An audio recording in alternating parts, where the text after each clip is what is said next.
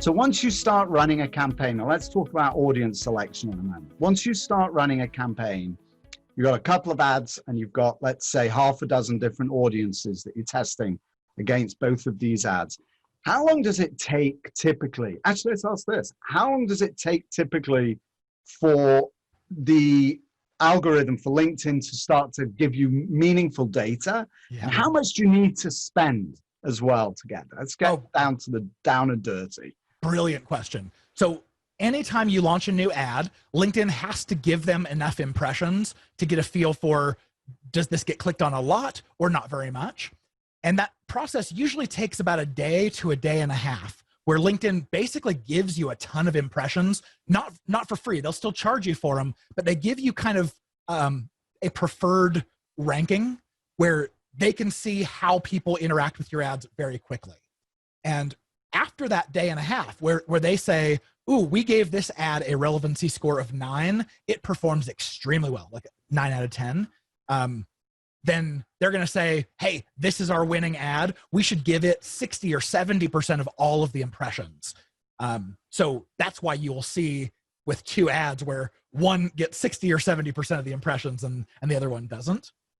But even still, with 2 ads that don't get exactly half and half of the impressions, it's not usually a time thing. It's more of just an accumulation of data thing, where it's usually after spending about $1,000 when your ad variations, the difference in the click-through rate, becomes 95% statistically significant. And if you want to follow that down the funnel and get all the way down to conversions, it's to where your conversion rates and your cost per conversion become significant. That's usually between about $5,000 and $8,000, depending on how much those clicks cost.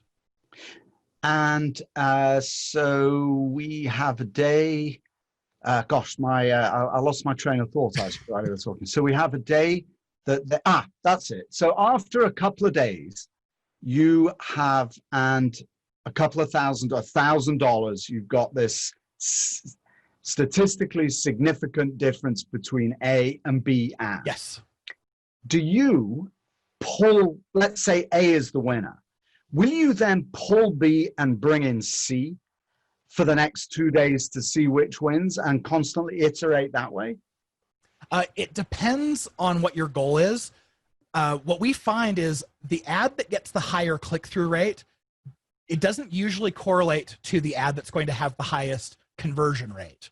So I'm probably not going to pull that quick, because even if one ad has a click-through rate that's 20% higher than the other, if the one that's kind of getting ignored has a conversion rate that's double, which I've seen before, then I would be sad that I ended up pausing that. So based on click-through rate, I'll end up letting it run a little bit longer until we see conversions. But once we've spent, call it $2,000 to $4,000 on ads, and we found that one has a significantly higher conversion rate, that's when I'd make the call to yank the one that isn't performing.